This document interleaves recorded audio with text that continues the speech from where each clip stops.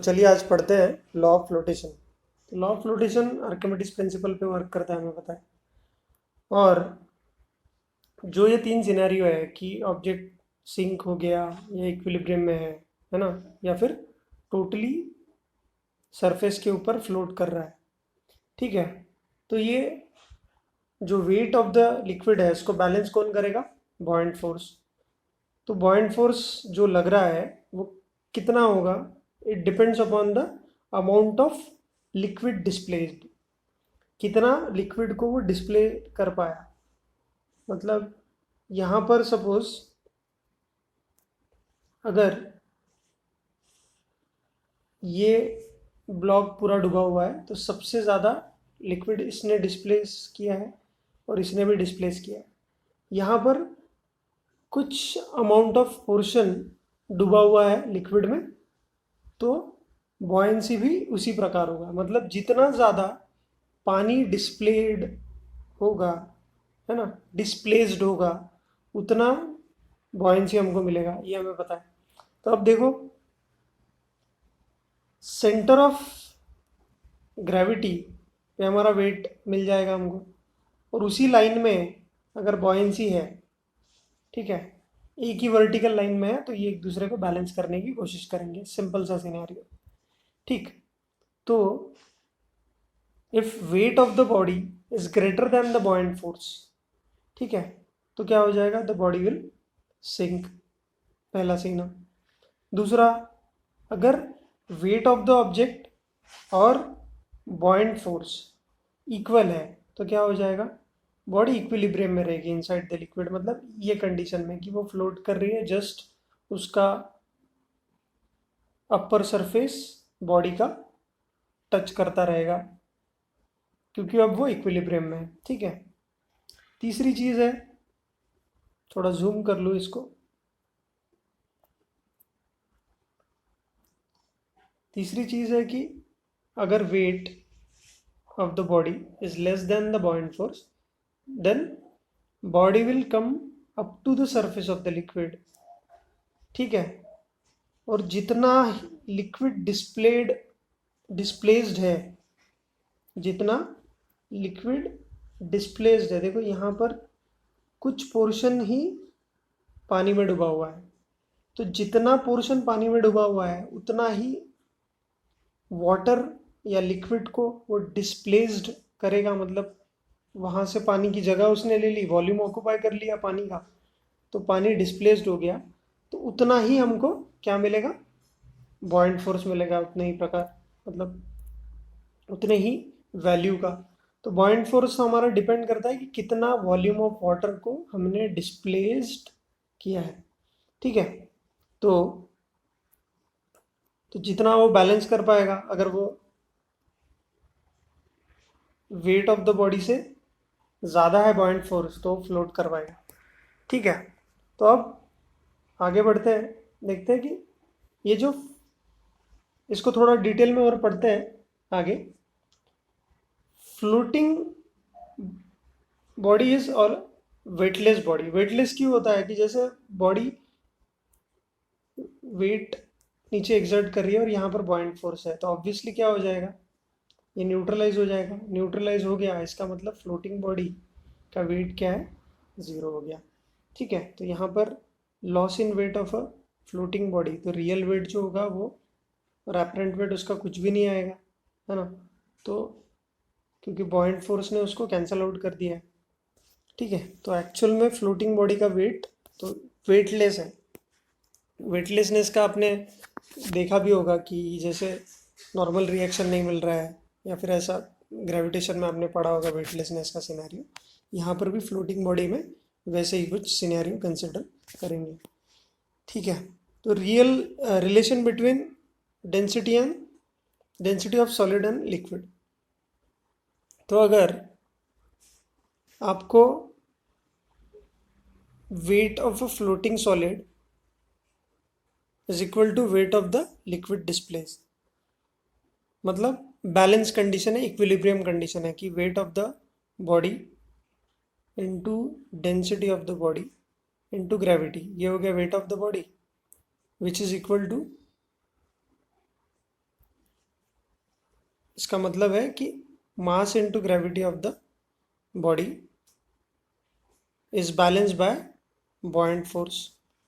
ठीक है, तो वेट ऑफ द बॉडी क्या होगा, मास है मतलब volume of the body into density of the body into gravity, सही बात है, into is equal to volume of the water displaced into density of water, अगर वो या लिक्विड बोल दूँ, लिक्विड इंटू ग्रेविटी। तो ग्रेविटी ग्रेविटी कैंसिल हो जाएगा, इन दोनों के बीच में रिलेशन आएगा। तो हमेशा जो रिलेशन आता है यहाँ पे हमने लिखा हुआ है कि volume of the immerse portion, जितना पोर्शन पानी में या लिक्विड में डूबा हुआ है ऑफ द सॉलिड, उसका is divisible by total volume of the solid. ठीक है, तो हमेशा हमें क्या मिल रहा है, fraction of the volume immerse in the liquid. हमेशा क्या मिलता है हमें, fraction of the volume immerse in the liquid. तो अगर ये आपको रिलेशन पता है तो आप सिंपल रेशोज ले सकते हो, तो डायरेक्टली आप रिलेटिव डेंसिटी के टर्म्स में इसको यूज कर सकते हो। बाद में हम देखेंगे कुछ क्वेश्चंस, उसमें सारे डाउट्स क्लियर हो जाएंगे। देखते हैं, तो यहाँ पे कुछ प्रैक्टिकल एविडेंसेस दिए गए हैं, तो इसको थोड़ा देखते हैं कि suppose ice block, ice water पे फ्लोट कर रहा है। ठीक है,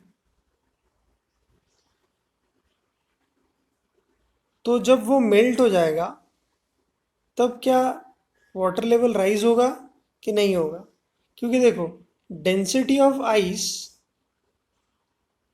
is less then density of water, सही बात है, तो ये फ्लोट करेगा। लेकिन जैसे ही सराउंडिंग के कंडीशंस में ये मेल्ट हो जाएगा तो वाटर में कन्वर्ट हो जाएगा, मतलब दोनों की डेंसिटी सेम है। दोनों की डेंसिटी सेम है तो हम बोलेंगे the level of water will not change when the whole ice melts। ठीक है, क्योंकि अब दोनों की डेंसिटी सेम है, तो यहाँ पर मैं लिख सकता हूँ कि देखो mass of ice into gravity, मतलब weight of ice is balanced by buoyant force. ठीक, तो मास ऑफ आइस कितना, तो हम लिख सकते हैं volume of ice into density of ice into gravity, सही बात है। और बॉयंट फोर्स क्या होगा, volume of water displaced into density of water into gravity. ठीक है, तो ग्रेविटी ग्रेविटी तो acceleration due to gravity, g g cancel हो गया। तो अभी हमारे पास जो रिलेशन हमने ऊपर निकाला था वैसा ही कुछ रिलेशन है, मतलब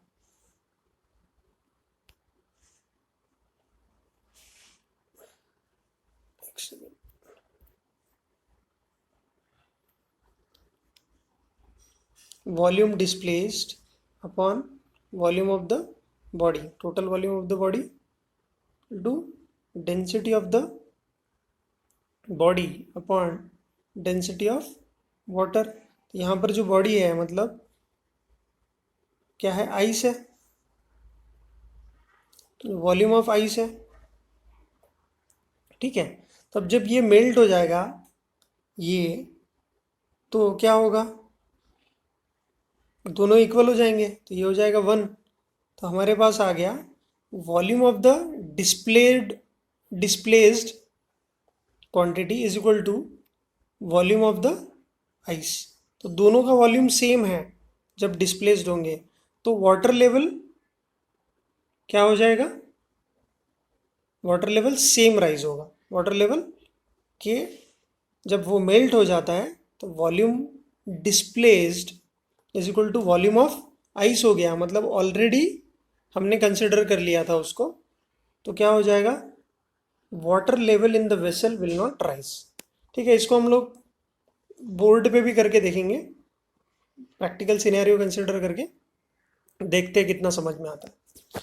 तो वैसे ही अगर अलग अलग कुछ सिचुएशंस ले हम, ठीक है, कि आइस ब्लॉक जो फ्लोट कर रहा है और वो अब कंप्लीटली मेल्ट हो जाएगा। लेकिन इसमें क्या है, वो किसी दूसरे एक लिक्विड में फ्लोट कर रहा है। कोई एक लिक्विड है,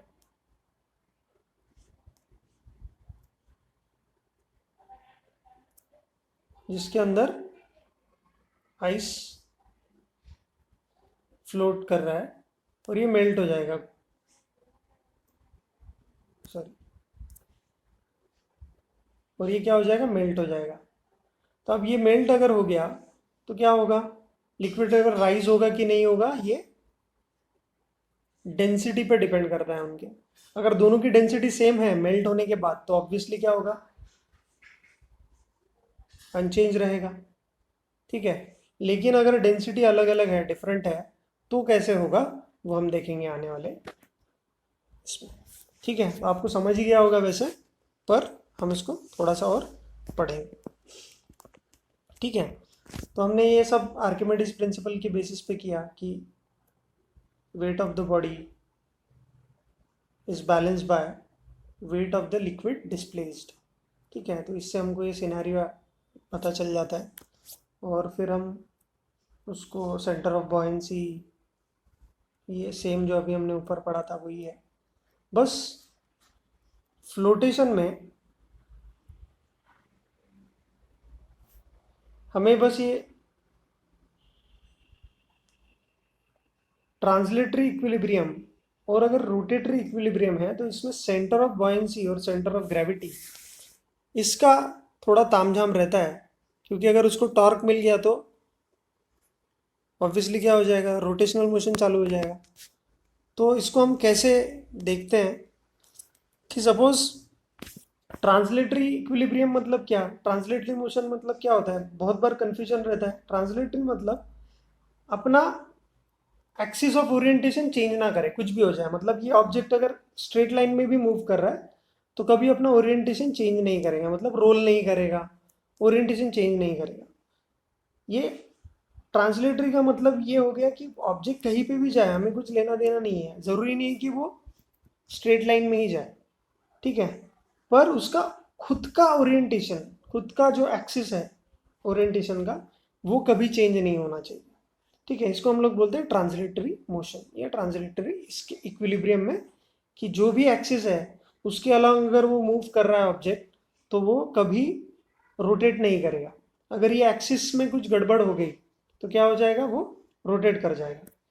ठीक, तो अब यहाँ पर देखो, अगर वो ट्रांजिटरी इक्विलिब्रियम में है तो क्या हो जाएगा, अगर density of the body is greater then density of the liquid तो क्या है, सिंक हो जाएगा। ठीक है, the weight of the body will be more than the upthrust, तो body will sink. Then if the density of the body is equal to density of the liquid, equal to sign होना चाहिए था यहाँ पे, density of the body is equal to density of liquid, तो क्या हो जाएगा, वो इक्विलिब्रियम में रहेगा, हमने देखा है प्रीवियस केसेस में। ठीक है, यहाँ पर न्यूट्रल इक्विलिब्रियम में है, top surface just top of the liquid में रहेगा। आपने देखा होगा कि तरबूज वगैरह अपने घर में लेके आते हैं और पानी में डालते हैं तो ऐसा ऐसा लटकता रहता है वो, तो वो इक्विलिब्रियम में एग्जैक्टली, क्योंकि वाटर डिस्प्लेस्ड इतना जिसने किया है उससे बॉइंट फोर्स भी मिल रहा है उसको और उसका वेट भी बैलेंस हो रहा है, तो डेंसिटी है ना ऑलमोस्ट वाटरमेलन में इक्वल मिल रही है हमको। ठीक, और फिर यहाँ पे अगर हम लोग देखें कि if the density of the body is less then density of the liquid तो क्या हो जाएगा, कुछ पोर्शन सबमर्ज हो जाएगा, डिस्प्लेस्ड वाटर हमें मिलेगा यहाँ पे, और बाकी पोर्शन क्या हो जाएगा, above the surface of the water मिलेगा। तो ये डेंसिटी कम होने की इस पे है। ठीक है, तो इसको हम, वो फ्लोट करेगा या पार्शली इमर्स रहेगा लिक्विड में, such that buoyant force, sorry weight and buoyant force का रिलेशन हमको मिल जाएगा यहाँ पे। इससे हम लोग कितना वॉल्यूम डिस्प्लेस्ड हुआ ये हम निकाल सकते हैं, कोई प्रॉब्लम नहीं होगा इसमें। ठीक है, लेकिन रोटेटरी इक्विलिब्रियम में क्या होगा अगर बॉडी का सेंटर ऑफ ग्रेविटी, ठीक है, और सेंटर ऑफ बॉयंसी। अब सेंटर ऑफ बॉयंसी किस पे डिपेंड करेगा कि वो कितना पोर्शन डूबा हुआ है, इमर्स है, पार्शियली है या फुल्ली इमर्स है, इसके ऊपर डिपेंड करेगा। उसके ऊपर ही डिपेंड करेगा centre of buoyancy. Centre of buoyancy किस पे डिपेंड करेगा? The amount of water displace पे डिपेंड करेगा, ठीक है। अगर एक लाइन में, एक वर्टिकल लाइन में centre of buoyancy and centre of gravity है, तो हमारा ब्लॉक या हमारी बॉडी टॉपल नहीं कर जाएगी, वो रहेगी इक्विलिब्रियम में, ठीक है। मतलब रोटेट नहीं करेगी, वहां पे कोई रोटेशन के लिए टॉर्क नहीं मिलेगा उसको। लेकिन अगर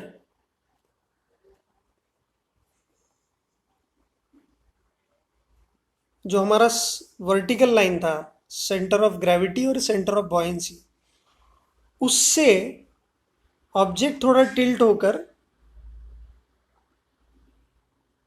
इसका सेंटर ऑफ बॉयंसी अगर चेंज होता है, ठीक है, ऐसा सिनेरियो बन जाता है, ठीक है, तो क्या हो जाएगा? दिस सॉरी, ये क्या है? ओरिजिनल वर्टिकल लाइन जहां पर सेंटर ऑफ ग्रेविटी और सेंटर ऑफ बॉयंसी था ओरिजिनली, प्रीवियस केस वाला। लेकिन ये चेंज होने की वजह से क्या हो जाएगा? यहां पर जो एक नया पॉइंट मिलेगा at the interaction of the new centre of buoyancy, ये न्यू सेंटर ऑफ बॉयंसी है पार्टिकल के लिए, और यहां पर उसका वेट एक्सर्ट कर रहा है, ठीक है, सेंटर ऑफ ग्रेविटी तो है ही है। अगर सेंटर ऑफ बॉयंसी और ये जो नया दिस इज द वेट, जहाँ पे सेंटर ऑफ ग्रेविटी यहाँ पर वेट एक्सर्ट कर रहा है, लेकिन जो नया सेंटर ऑफ बॉयंसी है ये ऊपर चला गया प्रीवियस सेंटर ऑफ बॉयंसी से, ठीक है। तो this is the new B dash दिया हुआ है यहाँ पे, centre of buoyancy. This point is called as meta centre. क्या बोलते हैं इसको? Meta centre. अगर ये meta centre centre of gravity से ऊपर चला गया तो यहाँ पर कपल मिल रहा है आपको। फोर्सेस कैसे? कपल के, है ना। तो अब ये टॉपल करने की कंडीशन पे आ गया, कपल वाला सिनेरियो बन गया। यहाँ पे टॉर्क मिल जाएगा आपको अब यहाँ पे, तो रोटेट कर टॉपल कर जाएगा, ठीक है। तो ये, तो इसीलिए कभी भी आप बोट्स में वगैरह बैठते हो तो जो यहाँ पे बोट में पैसेंजर बैठे हुए हैं, छोटी गांव में आप बैठे होंगे कभी बोट में, जो छोटी छोटी नदियों में या फिर इसमें होती है, तो वहाँ पर मना किया जाता है कि बोट में ज़्यादा हलचल नहीं होनी चाहिए, कोई इंसान खड़ा नहीं होना चाहिए। अगर वो बैठा है तो बैठा ही रहना चाहिए। अगर वो खड़ा हो गया तो क्या हो जाएगा? बॉयंसी बिगड़ जाएगी, ठीक है, और वहाँ पर बोट पलटने का डर रहेगा, ठीक है। दूसरा सिनेरियो ये भी हो सकता है कि अगर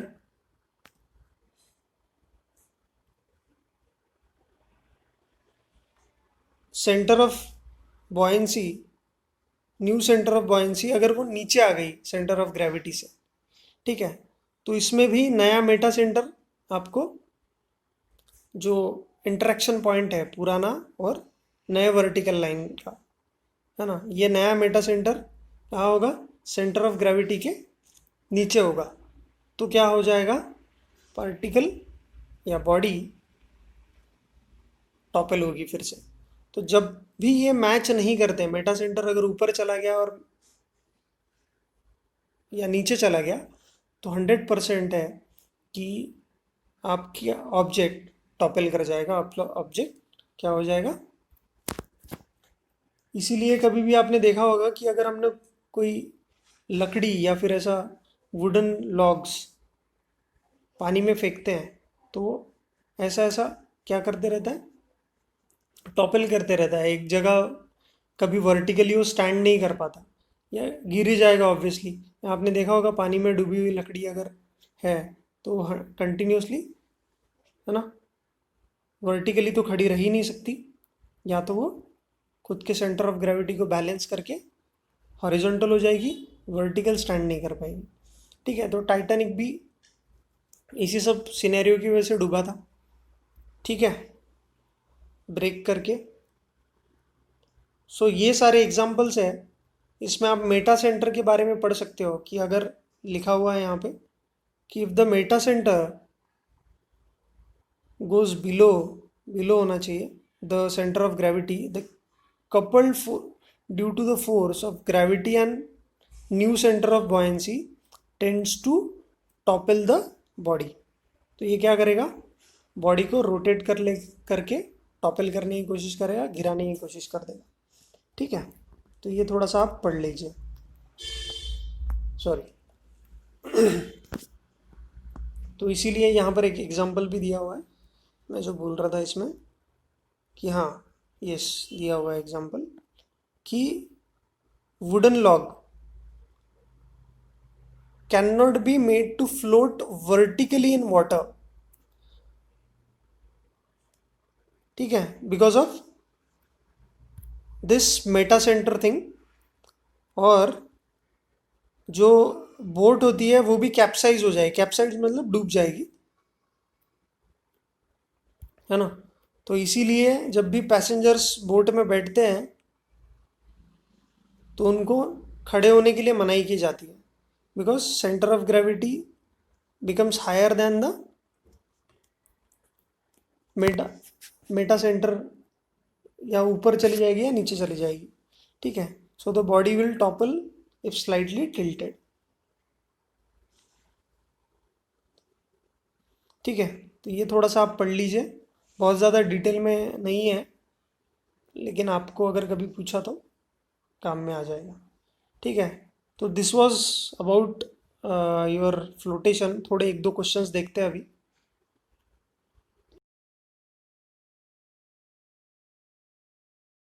हाँ, चलिए कुछ सॉल्व्ड एग्जांपल्स देखते हैं। जितना भी हमने पढ़ा है अब तक उसमें बेसिक क्वेश्चंस हम लोग कर रहे हैं आज, तो ज़्यादा कुछ डिफ़िकल्ट क्वेश्चंस नहीं है, बेसिक फार्मूला बेस्ड सारी चीज़ें रहेगी। ठीक है, तो बोला है कि what is the pressure at the depth of 15 centimetre in a brine of density. ठीक है, तो ब्राइन का मतलब होता है कोई एक हाई कॉन्सेंट्रेशन सॉल्यूशन, जैसे वाटर का एकदम हाई, वाटर में सॉल्ट डाल दिया बहुत ज़्यादा हाई कॉन्सेंट्रेशन का, तो हम बोलेंगे ब्राइन। ठीक है, तो क्या डेप्थ दिया हुआ है, डेंसिटी दी हुई है, तो प्रेशर इज एच रो जी। ठीक है, तो इसको सॉल्व करके बस सेंटीमीटर जो हमारा है उसको मीटर में कन्वर्ट कर देंगे। यहाँ पर ग्राम पर सेंटीमीटर क्यूब है तो इसको केजी पर मीटर क्यूब में कन्वर्ट कर दे, बस ऐसा यूनिट में लेके आओ और आंसर आ जाएगा। ठीक है, बहुत ही सिंपल सा सवाल है। नेक्स्ट क्वेश्चन पूछा है कि what is the height of mercury which exerts the same pressure as 20 centimetre column of water column. तो मर्क्यूरी बैरोमीटर या वाटर बैरोमीटर, हमको दोनों का डिफरेंस पता है, लेकिन एटमॉस्फेरिक प्रेशर पे हम क्या लेते हैं, height density of the material into gravity. तो बेसिक फार्मूलाज पे डिपेंडेंट है। तो मर्क्यूरी ने कितना प्रेशर एक्सर्ट किया और वाटर कॉलम ने कितना प्रेशर एक्सर्ट किया। ठीक है, तो हम बोला है कि what is the height of mercury which exert the same pressure as 20 centimetre of water column. तो हमारे पास बैरोमीटर होगा जिसमें एक में मर्क्यूरी है और दूसरा जो है उसमें वाटर है। ठीक है, तो वो कितना प्रेशर एक्सर्ट करेंगे। अब बोला है कि सेम प्रेशर एक्सर्ट करते हैं तो दोनों को इक्वेट कर दो। ठीक है, और उतने ही सेम प्रेशर पे 20 सेंटीमीटर अगर वाटर कॉलम जाता होगा तो रिलेशनशिप हमें मिल जाएगा दोनों का, और हमें मर्क्यूरी कॉलम मिल जाएगा। ठीक है, तो इससे आपको सेम जो भी दिया हुआ है, जैसे मर्क्यूरी की डेंसिटी हमको पता है, वाटर की डेंसिटी हमें पता है, तो वाटर की डेंसिटी होती है 1000 kg पर मीटर क्यूब 10⁻³ kg पर मीटर क्यूब। ठीक है, तो ये आप देख लो। तो ये बहुत ही फॉर्मूला बेस्ड बेसिक से क्वेश्चंस है, तो आप इसको इजीली कर पाओगे। ठीक है, थर्ड इलस्ट्रेशन है अपना। क्या बोला है कि if two spheres of same material, ठीक है, of radii r and 2r respectively immerse in a liquid. If the buoyant force on the first sphere is F and the second, then find the buoyant force on the second sphere. बहुत ही simple सा सवाल है। buoyant force का formula हमको पता ही है कि volume of the body into density of the liquid into gravity is the buoyant force। ठीक, अब दो अलग अलग स्पीयर्स है, दोनों के रेडियाई अलग अलग है, रेडियस अलग अलग है, तो रिलेशनशिप भी डेवलप हो जाएगा। So you can do this. ठीक है, तो मैं धीरे धीरे इसको स्क्रॉल करूँगा, आप इसको पॉज करके सॉल्व कर सकते हैं, कोई प्रॉब्लम नहीं है। अगर इसमें कुछ भी डाउट आता है तो हम इसको फिर से सॉल्व करेंगे प्रॉपर क्लास से। ठीक है, तो अभी ये आपको एज अ होमवर्क मैं दे रहा हूँ, जस्ट बिकॉज मुझे भरोसा है आप लोगों पे कि आप लोग ये इजी क्वेश्चंस आराम से कर लोगे। तो क्वेश्चन नंबर 4 ट्राई कर लेना, सेम buoyant फोर्स वाला क्वेश्चन है। ठीक, देन इलस्ट्रेशन 5 अगर दिख नहीं रहा है तो थोड़ा सा इसको जूम आउट कर लेता हूँ। यहाँ पे इलस्ट्रेशन 5 भी इजीली सॉल्व कर पाओगे आप, कि डेंसिटी ऑफ सिलेंडर दिया हुआ है, फाइंड द buoyant फोर्स बोला गया, तो फॉर्मूला बेस्ड है, आप इजीली कर लो। क्वेश्चन नंबर 6 में बोला गया है कि the volume of solid of mass 500 grams, volume और मास दिया हुआ है तो डेंसिटी निकालना है। बेसिक क्वेश्चन, रिलेटिव डेंसिटी निकालना है, मतलब उसको वाटर के साथ कंपेयर करना है। फ्लोट होगा क्या सिंक होगा वो देखना है। अगर डेंसिटी ज़्यादा है कम है, उसके बेसिस पे आप उसको बता सकते हो। तो आप इसको इजीली सॉल्व कर पाओगे। तो आगे बढ़ते हैं, थोड़ा सा जूम कर रहा हूँ, तो ये पॉज कर करके आप इसको आंसर चेक भी कर सकते हैं, कोई तकलीफ नहीं होगी।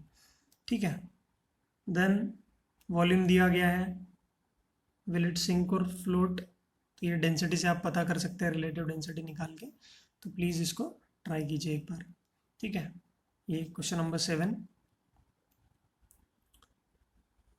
क्वेश्चन नंबर 8 दिया गया है कि एक आयरन क्यूब है with side L metres immerse in water, find the resultant thrust on the cube। ठीक है, अप्लाई द आर्किमिडीज प्रिंसिपल। तो यहाँ पर बस प्रेशर डिफरेंस निकालना है, फिर उससे फोर्स डिफरेंस मिल जाएगा आपको, उससे आपको आर्किमिडीज प्रिंसिपल को प्रूव करना है। तो यही हमने जो स्टार्टिंग में प्रूव किया था आर्किमिडीज प्रिंसिपल, उसी पे बेस्ड है। तो आप इसको ट्राई करो। ठीक है, तो मैं इसीलिए करवा रहा हूँ ये, क्योंकि ये बहुत ही फॉर्मूला बेस्ड है, आप इसको पॉज कर करके क्वेश्चंस को करिए। ये क्वेश्चन नंबर 9 एक बहुत बढ़िया क्वेश्चन है।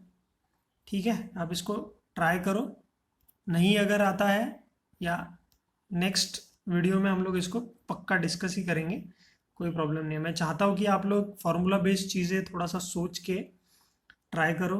अगर इसमें आपको दिक्कत जाती है तो फिर हम लोग इसको सॉल्व करेंगे। ठीक है, तो कोई टेंशन नहीं है, प्लीज़ इसको सॉल्व कीजिए और नेक्स्ट वीडियो तो में एक मिलते हैं। क्वेश्चन देखते हैं जिसमें आइस रखा गया है लिक्विड के ऊपर, और हमें पूछा गया है कि अगर आइस मेल्ट होगा, ठीक है, तो लेवल कंटेनर में जो है लिक्विड का वो इंक्रीज होगा या डिक्रीज होगा या रिमेन सेम, या depends on the size of the cube. ठीक है, तो हमें पता है कि weight of the liquid, wait of the ice is balanced bye buoyant force, weight of the cube is balanced by buoyant force of the liquid। ठीक है, तो wait of the liquid will be mass into gravity, और बॉइंट force क्या होगा, volume displaced, volume of the liquid displaced into density of the liquid into gravity. सही बात है। तो एक्सेलरेशन ड्यू टू ग्रेविटी तो कैंसिल हो जाएगी।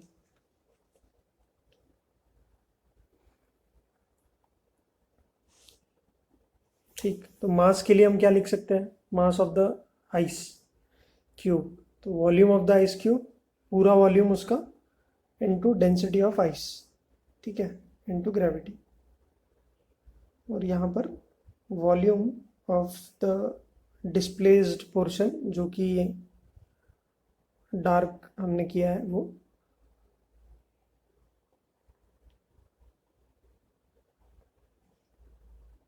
अब थोड़ा साउंड का इशू है यहाँ पे, तो आइस का डेंसिटी हम लोग देखेंगे 920 kg पर मीटर क्यूब होता है, और वाटर का डेंसिटी 1000 kg पर मीटर क्यूब होता है ना।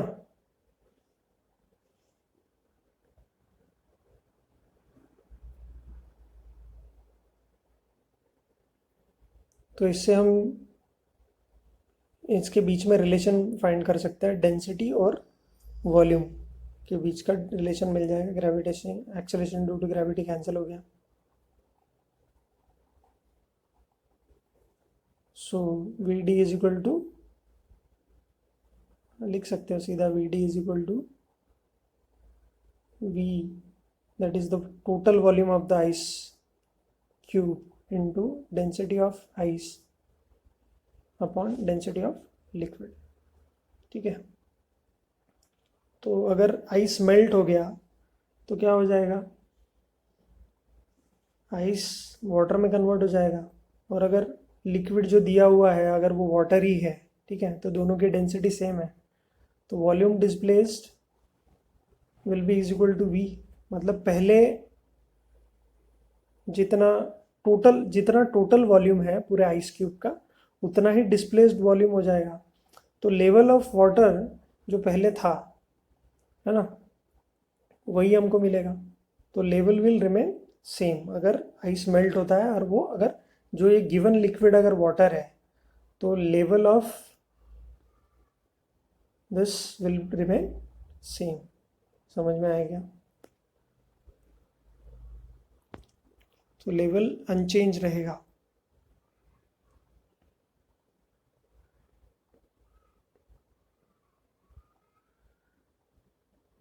ठीक है,